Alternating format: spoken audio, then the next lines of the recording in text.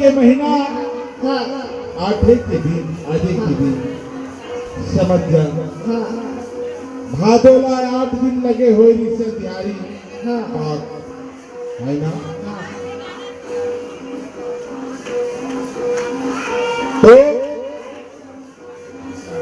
समय पाके गुरु बालक दास पढ़े लगी खेले लगी थी यही दिलालपुरी के खोर में। अच्छा गुरु अमरदास लभी हाँ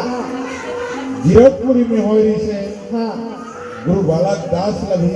हाँ गिरधपुरी में हो रही से हाँ गुरु आगरदास हाँ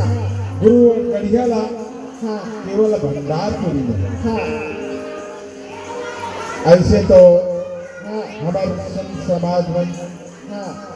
छोटे छोटे हमारे बालक मल्ला हमी मल्ला सीख देती हाँ अपने बाबा के बारे में हाँ और वंशज के बारे में हमें नहीं जाना पूछ लेते कई जनवाना हाँ दूसरा कास्ट के मन बता तो ऐसे कोने वो कोने ऐसे कर हाँ काबर ज्यादा से ज्यादा हाँ एकर से कोई मतलब नहीं है हाँ ऐसे समझ के हाँ छोड़ देते हाँ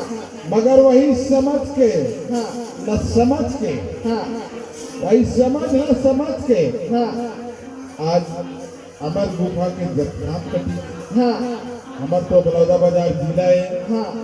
हमार वही तीरे की है ना हाँ यहू भी बलौदा बाजार में आते हैं हाँ तो आज कक्का बड़ा काम खोल हाँ